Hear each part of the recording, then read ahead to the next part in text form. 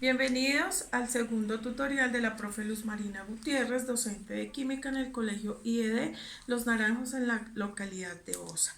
Entonces nuestra clase, igual que lo hacemos como en el aula, la vamos a repartir en 4 momentos. El primer momento va a estar donde vamos a hacer un breve resumen del trabajo anterior, que es de los modelos atómicos. En el momento 2 vamos a trabajar lo que es la parte del átomo, su estructura y sus partes, al igual que sus funciones. En el momento 3 pues con el momento 2 desde las partes principales del átomo, pues nos da pie para empezar a hablar de las propiedades de los elementos. Y en el momento 4 pues vamos a hablar de la actividad en casa para esta elaboración de esta guía. Entonces, en el primer momento iniciamos con nuestros modelos atómicos.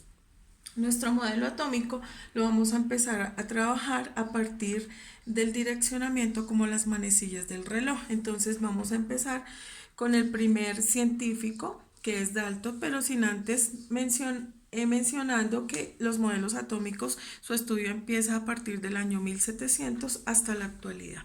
Entonces ahora sí damos inicio con el científico Dalton, donde él decía que los átomos estaban cargados eléctricamente y que dentro de ellos tenían cargas tanto positivas como negativas, pero que él las vio, las asemejó como si fueran unas bolas de billar. El científico Thomson dijo que los átomos estaban cargados eléctricamente y negativamente, pero que esas cargas negativas estaban dentro de esa masa y que la corteza que formaba esa masa eran las cargas positivas. El científico Perrin lo que dijo fue que el átomo se asemejaba al sistema solar, donde el Sol que está en el centro es el que lleva las cargas positivas y alrededor de ellos donde giran las órbitas y están los planetas, pues que ellos se asemejaban como a los electrones, que son los que tienen la carga negativa.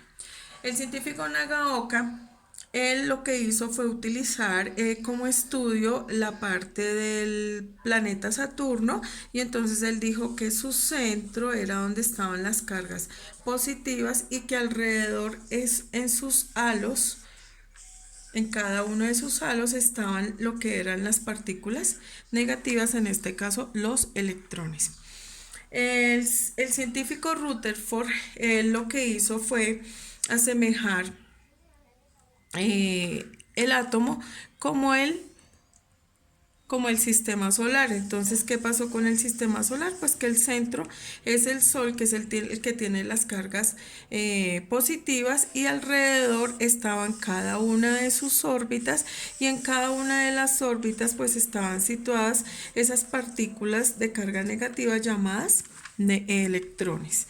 El científico Bohr lo que dijo después de muchos estudios, pues dijo que se parecía a una cebolla cabezona, donde el centro está cargado con sus cargas positivas y alrededor están sus órbitas, y en esas órbitas pues también estaban las cargas negativas. Y por último, y es el modelo atómico que está en nuestra actualidad, es el modelo cuántico. ¿Por qué le dicen modelo cuántico? Porque el átomo está formado por un núcleo y alrededor de él está formado con diferentes órbitas, y esas órbitas, cada una de esas órbitas recibe el nombre de niveles de energía. En esos niveles de energía están expuestos todo lo que son las cargas negativas, y en el centro están los neutrones que no tienen carga eléctrica y están los protones que tienen la carga positiva. A continuación, en nuestro momento 2, pues vamos a iniciar con la explicación breve de las partes de las cuales consta el átomo. Entonces, como ustedes saben, el átomo consta de dos partes principales. La primera, que es el núcleo, y la segunda, que es la perisferia. ¿A qué nos referimos con el núcleo? En el núcleo están cargados todos los que tienen carga positiva y los que no tienen carga, es decir, los que tienen carga neutra. En este caso, pues estamos hablando con este color rojo, pues vamos a decir que ellos son los neutrones, y los neutrones son los que tienen carga neutra. Entonces los conocemos como N mayúscula o N minúscula con un circulito en la parte de arriba, que quiere decir que son átomos que no están cargados, sino que son neutrales. Y en el mismo núcleo del átomo encontramos los protones, y los protones ya sabemos que son los que tienen carga positiva.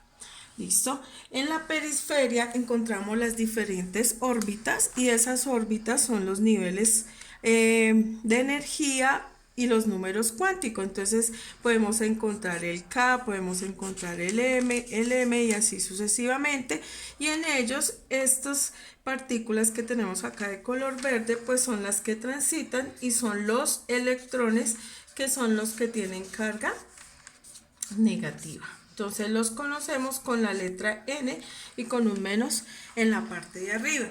Entonces, sabiendo cuál es la carga que tiene cada una de las partículas que están en el átomo, podemos continuar refiriéndonos a las propiedades de los elementos químicos. ¿Qué pasa con las propiedades de los elementos químicos? Todos los elementos químicos que encontramos en la tabla periódica, como el hidrógeno, el oxígeno, el nitrógeno, están formados por átomos. Entonces, vamos a empezar con algunas propiedades que tienen esos elementos que encontramos en la tabla periódica. Entonces, vamos a empezar con uno que se llama el número atómico y que todos conocemos como Z. En la siguiente propiedad encontramos el número másico, que lo encontramos o lo reconocemos como con la letra A. Encontramos también otra propiedad que se llama la masa atómica, y que la conocemos como Ma. Encontramos también la masa molecular, que es otra propiedad y que la vamos a utilizar para los compuestos químicos, y la conocemos como MM, que es masa molecular. En cuarta medida vamos a encontrar algo que se llaman los isótopos, y de los cuales vamos a hablar pues más adelante. También vamos a encontrar algo que se llama el número de Avogadro, que es el que vamos a encontrar para determinar la cantidad de sustancia que encontramos en un elemento, ya sean moléculas, ya sean átomos. ¿Listo? Por eso no les colocamos unidades. Y también vamos a encontrar otra característica, que son las moles. Y las moles determinadas como la cantidad de sustancia que tiene un átomo determinado, que forma un elemento y que va a formar más adelante un compuesto cuando reacciona. En este momento, en el cuarto momento, entonces, ahorita cuando empecemos la explicación sobre cada una de estas propiedades y hagamos algunos ejercicios, pues ya empezaremos con la actividad final, que es la actividad en casa, donde ustedes, a partir de la explicación y de este tutorial que estamos haciendo, pues van a poder encontrarle la facilidad de darle solución a esos problemas. ¿Qué materiales vamos a utilizar? Deben tener a la mano calculadora, su tabla periódica y sus elementos principales para poder hacer los cálculos necesarios. Entonces vamos a aprender a encontrar el nombre de los diferentes isótopos que hay en un elemento. Vamos a aprender a sacar la masa atómica, no solamente conociéndola desde la tabla periódica, porque es un número que ya no lo da la tabla periódica, sino a partir de los porcentajes que hay de los isótopos. Vamos a aprender a hallar la masa molecular y vamos a empezar a hallar el número de Avogadro y la cantidad de moles que pueden haber en una sustancia. Bueno, iniciamos con nuestra primera propiedad de los elementos. Entonces encontramos el número atómico. El número atómico representa el número de protones, es decir, de cargas positivas, y este se representa con la letra Z. Entonces, en la tabla periódica podemos encontrar, por ejemplo, el hidrógeno, y como es el elemento número 1, entonces quiere decir que el Z o el número atómico es 1. ¿Listo? ¿Qué vamos a encontrar? En la representación Para hallar el número atómico, pues vamos a encontrar un subíndice en la parte izquierda inferior de la letra y lo vamos a conocer como el número atómico. Entonces, siempre que vamos a estar en la tabla periódica, el número de ubicación que aparece en la parte superior de cada elemento y de gran tamaño, pues va a ser el número atómico. Entonces, ustedes se dan cuenta que la tabla periódica o los elementos en la tabla periódica están ubicados del número más pequeño, que es el 1, hasta el infinito más, y empieza en posición horizontal de izquierda a derecha en forma de gusano y se devuelve nuevamente. Entonces ahí vamos a encontrar el número atómico y recuerden que representa el número de protones que tiene ese elemento. Como segunda medida, la segunda propiedad que encontramos es el número másico. Entonces, el número másico lo vamos a representar o lo vamos a reconocer con la letra A mayúscula. ¿Cuál es el número másico? Pues resulta de que ese número másico es el total de partículas que hay en el núcleo. Y cuando hablo de partículas que hay en el núcleo, recuerden que en el núcleo tenemos dos partículas. Los protones, que son los que tienen carga positiva, y los neutrones, que son los que no tienen ninguna carga. ¿Listo? Entonces, esa A o ese número másico, vamos a tener una pequeña ecuación que me dice que ese número másico es igual a la suma de los protones más los neutrones. Cuando vayamos a hacer los ejercicios para poder hallar la cantidad de neutrones de ciertos elementos, pues resulta de que este número vamos a encontrar un subíndice, pero ese subíndice lo vamos a encontrar en la parte superior izquierda del elemento. Entonces, como lo estamos visualizando acá, entonces este siempre va a ser el número másico y el que está en la parte de abajo siempre va a ser el número atómico, la cantidad de protones. Vamos a iniciar con un ejemplo sencillo. Entonces, tenemos el elemento Ne llamado neón. Entonces el neón nos está diciendo que tiene de número másico, recuerde que es el que está en la parte superior izquierda, tiene 22 y nos está diciendo que tiene 10 protones o que su número atómico es 10. Recuerden, vamos a hallar la cantidad de cada una de las partículas que están presentes en ese elemento. Entonces hablamos de los protones, los electrones y los neutrones. Recuerden que los neutrones y los protones son los que están en el núcleo y los electrones son los que están en cada una de las órbitas. Entonces, los protones, que son los que tienen carga positiva, recuerde que son el numerito o el subíndice que aparece en la parte inferior izquierda y es 10. Como mi elemento es neutro, quiere decir que ¿qué quiere decir eso? Que automáticamente, si mi cantidad de protones es 10, pues mi cantidad de electrones también va a ser 10. Quiere decir que hay 10 protones y hay 10 electrones. Y adicional a eso, pues para poder hallar la cantidad de neutrones que hay, pues recuerden que anteriormente vimos una fórmula donde nos decía que A era igual a los protones más los neutrones. ¿Conocemos nuestro número másico? Claro que sí, es 22. ¿Y conocemos nuestra cantidad de protones? Claro que sí, es 10. Entonces vamos a hallar la cantidad de neutrones despejando N, que representa los neutrones, donde A le vamos a restar. Recuerden que esta P va a pasar al otro lado a restar, donde A le restamos P. N es igual a 22 menos 10, donde N es igual a 12. ¿Qué quiere decir? Que tenemos 12 neutrones. Entonces, en total, en nuestro elemento neón va a tener 10 protones, 10 electrones, pero va a tener 12 neutrones. ¿Qué quiere decir esto? Que este elemento posiblemente, lo más seguro, es que tenga varios isótopos, ¿sí? Y eso nos da pie para empezar a nuestra siguiente característica, que son los isótopos. ¿Qué son los isótopos? Los isótopos son átomos de un mismo elemento. ¿Qué quiere decir? Que yo puedo tener varios isótopos o varios con el mismo elemento, pero que tiene diferente masa atómica. Es decir, en conclusión, ¿qué quiere decir? Que el número de protones es diferente al número de neutrones, como nos pasó acá con el neón en el ejercicio anterior. Si se dieron cuenta, el número de protones es totalmente diferente al número de neutrones.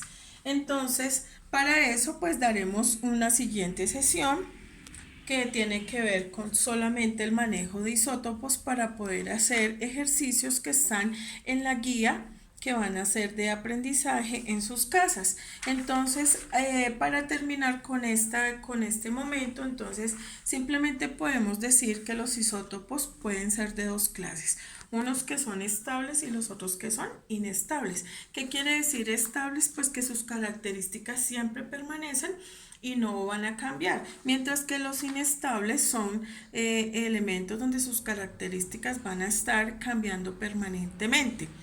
Entonces vamos a dar pie para la siguiente sesión para hablar sobre los isótopos. Bueno, entonces retomemos nuestra característica o propiedad de los elementos como son los isótopos, que debemos tener en cuenta para darle solución.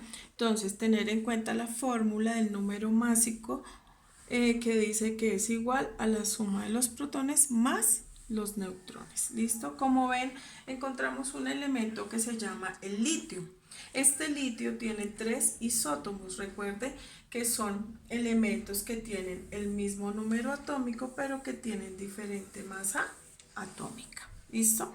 Entonces vamos a empezar en este cuadrito, vamos a tratar de determinar el nombre de cada isótopo que pertenece al litio. Entonces empezamos. Z, ya saben que Z es el número atómico y que lo encontramos en la parte izquierda inferior del elemento. Entonces, para el primer isótopo encontramos que Z vale 3. Para el segundo isótopo encontramos que Z vale 3. Y en el tercer isótopo encontramos que Z vale 3. Entonces nos damos cuenta de que el número atómico para todos es el mismo. Segundo, electrones. Sabemos que los electrones, cuando es un elemento neutro, sabemos que la misma cantidad de protones, que son los de carga positiva, pues van a ser los mismos de carga negativa. Entonces también en cada uno de los isótopos encontramos 3 electrones. Ahora nos vamos con el número másico. Sabemos que el número másico es igual al numerito que aparece en la parte superior izquierda de cada isótopo. Entonces, para el isótopo 1 aparecen 6, número másico. Para el isótopo 2 aparece 7 y para el isótopo 3 aparece 8. Ahora, para terminar, pues vamos a finalizar hallando la cantidad de neutrones, que es el que nos da el nombre del isótopo. Entonces ya saben que para calcular los neutrones, pues tenemos que coger el número másico y restarle la cantidad de protones. Entonces, 6 menos 3 me da 3 para el primer isótopo. 7 menos 3 me da 4 para el segundo isótopo y 8 menos 3 me da 5 para el tercer isótopo. ¿Qué quiere decir esto? Que el elemento litio tiene 3 isótopos, el primero tiene 3 neutrones, el segundo tiene 4 neutrones y el tercero tiene 5 neutrones. ¿Cómo lo llamaremos? Pues le vamos a colocar litio porque el isótopo tiene el mismo nombre, litio, pero al lado le vamos a colocar la cantidad de neutrones. Entonces se llama litio 3, litio 4 y litio 5. Otra de las propiedades que encontramos es la masa atómica. Resulta de que la masa atómica pues es la suma, es la suma de la cantidad de protones y la cantidad de neutrones, es decir, que para hallar la masa atómica solamente nos fijamos en las características que hay dentro del núcleo del átomo. Entonces, ¿qué vamos a hacer? Tenemos dos formas de encontrar la masa atómica. Yo la puedo encontrar, la masa atómica la puedo encontrar directamente en la tabla periódica, que algunas tablas dicen que es la masa atómica y otros dicen que es el peso atómico de cada sustancia. Pero también lo puedo hacer por la regla de los isótopos. puedo acercarme a esa misma masa atómica, pero a través de una fórmula cuando esa sustancia tiene varios isótopos. Entonces vamos a hacer un breve ejercicio que dice que el cloro tiene dos isótopos. El primer isótopo tiene 35 gramos, el segundo isótopo tiene 37 gramos, pero del primer isótopo tiene el 76% de abundancia y en el segundo tiene el 24% de abundancia. A partir de estos dos isótopos, yo puedo utilizar la siguiente fórmula, que es el porcentaje del isótopo 1, en este caso que es 76%, multiplicado por la masa del isótopo 1, que es 35, más el porcentaje de abundancia del segundo isótopo, que es 24%, multiplicado por la masa de ese isótopo, que es 37 gramos, y dividido entre 100.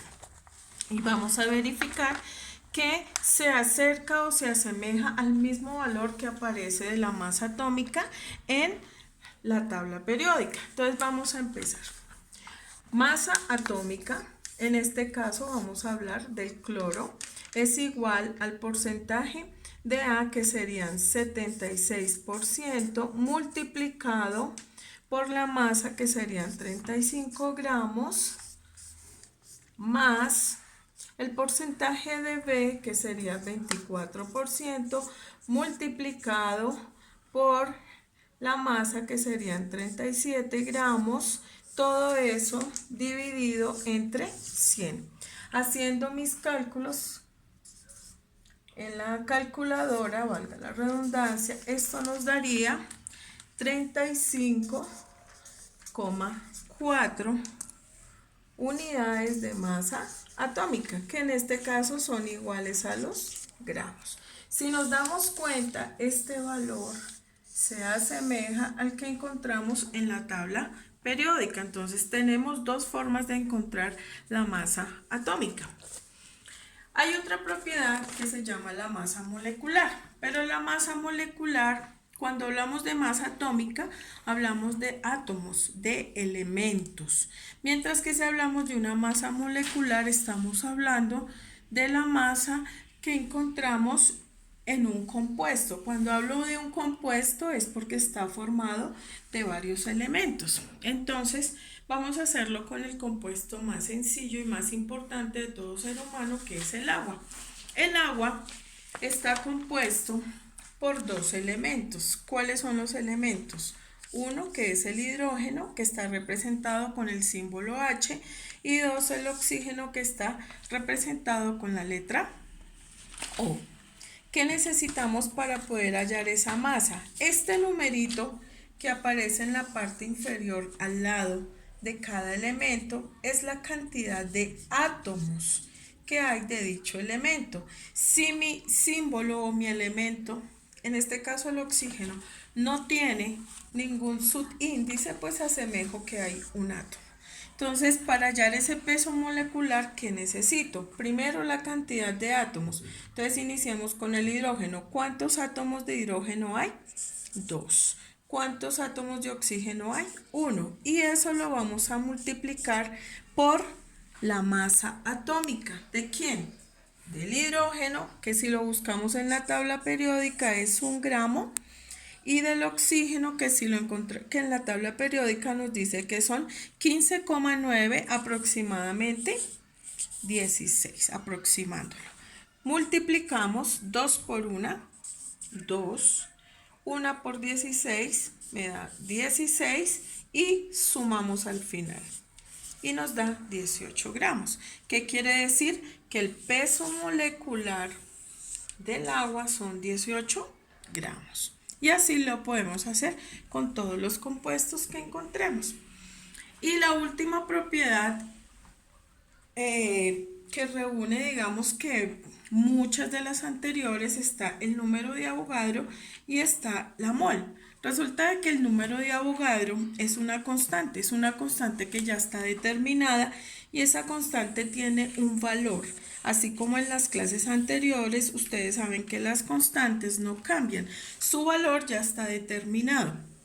Entonces, el número de Avogadro determina la cantidad de átomos, de moléculas, de diferentes sustancias a partir de una mol. Por eso los dos están unidos.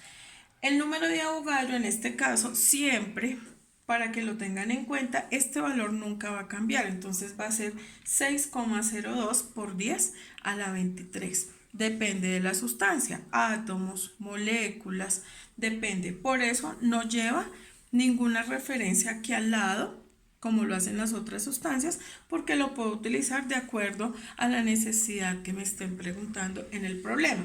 Entonces vamos a hacer un ejemplo muy sencillo para que ustedes se den cuenta cómo utilizamos la constante de Avogadro y la relacionamos con una mol. ¿Qué vamos a entender de una mol? Pues que una mol es la cantidad de sustancia que hay en un elemento o que hay en un compuesto. Entonces, el ejercicio dice, ¿cuántos átomos hay en 2 gramos de sodio? Siempre, entonces, ¿qué debo conocer? Pues que una mol de sodio, sea de sodio, sea de hidrógeno, sea de oxígeno, siempre va a tener 6,02 por 10 a la 23 átomos.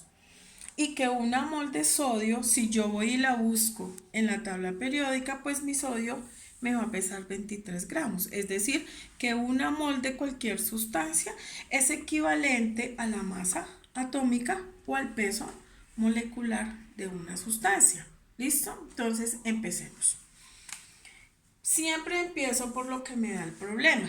Entonces, ¿cuántos átomos hay en 2 gramos de sodio? Entonces, siempre voy a empezar por esos 2 gramos de sodio.